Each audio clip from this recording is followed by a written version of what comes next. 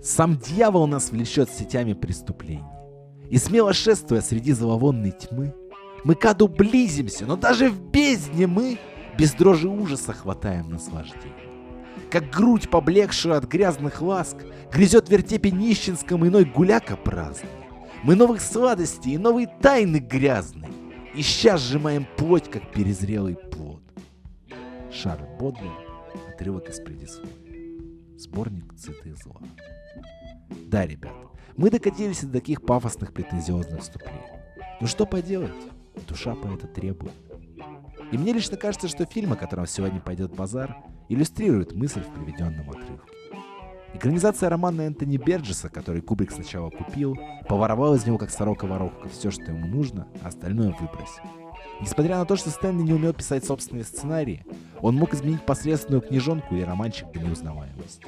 Все авторы, чьи книги экранизировал Кубрик, отзывались о нем как о подлеце, который грустно спиздил и присвоил, извратил и хуй забил на их важные детали. Бёрджес, Кларк, Стивен Кинг — все они поносили Кубрика. Но где бы были их книжонки, если бы к ним не приложил свои толстенькие пальчики герой нашей истории? Я думаю, затерялись бы на полках с другим бульварным чтивом. Однако, что мы видим? Романы Кларка — классика научной фантастики.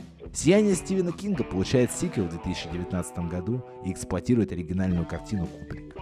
А «Апельсины» с такой средненькой сатиры на британскую молодежь конца 60-х годов становится чуть ли не гимном целого поколения.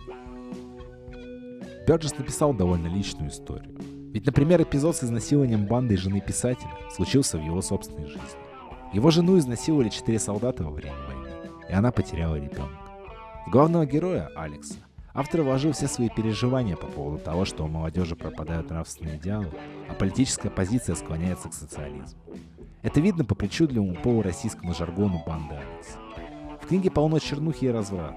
Где Алекс в фильме оприходовывает 2 половозрелых девиц, в книге он насилует и ебет малолеток, предварительно избив. Там, где случайно убивает эксцентричную тетку, анорексичку-фитоняшку, в книге умирает дряхлая бабуля-кошатница. Ну и, конечно, самое главное и важное отличие книги от фильма в том, что Алекс в конце романа исправляется и становится на путь истины. Не слушает 9-й трек ранеток, хочет завести семью и так далее. Что совершенно не отражает идею Кубрика о том, что человеческую природу невозможно изменить. По крайней мере, искусственно. После смешанных отзывов зрителей о «Космической Одиссее» продюсеры опасались давать Кубрику крупный бюджет. И это сильно отразилось на «Апельсине». Для меня это тот случай, когда форма не успела за содержанием. Кубрику просто не хватило денег. Дешевизной сквозит из каждой декорации в фильме. Но это не говорит о провале картины. Совсем нет. Просто могло быть значительно лучше. Для тех, кто не смотрел, рассказываю краткий сюжет. Фильм имеет 3-актную структуру. В первом акте нам показывают бандитскую жизнь британского подростка Алекса, талантливо сыгранного молодым Малькомом Макдауэллом. Он вместе со своей бандой, Друкс, совершает различные правонарушения, драки, грабежи и изнасилования. Затем банда подставляет своего лидера, и Алекс попадает в руки полиции. Тут начинается 2-й акт. В тюряге он подписывается на экстремальное лечение от насилия, в условиях которого свобода после 2-недельного курса терапии. Алекс, естественно, соглашается. Методы лечения оказываются действительно мощными и специфическими. И по окончанию курса у мальчугана возникает автоматический рвотный рефлекс при мысли о насилии, сексе и оскорблении. Герой выходит из исправительного учреждения на свободу. Начинается 3-й акт картины. В нем Алекс возвращается домой и оказывается никому не нужен. Родители заселили в его комнату жильца, друзья-бандиты стали мусорами, а бывшие жертвы насилия решают отомстить обидчику. Старик-писатель запирает Алекса на чердаке и вырубает 9-й трек Любе. Тот что «Атас!» на полную катушку. Но тут у кого хочешь нервы сдадут. И Алекс выпрыгивает из окна, ломая себе все кости. Но в больничке понимает, что мало того, что выжил, так еще и действие лечения прошло. И он снова может творить беспредел и свое любимое ультранасилие. Лента поднимает ряд интересных вопросов. Можно ли искусственно подавить в человеке его внутреннюю инстинктивную страсть к насилию, тем самым создав идеальное общество, свободное от пороков и преступлений? И ответ нет, не совсем полный. Потому что по Кубрику само подавление инстинктов безнравственно и опасно.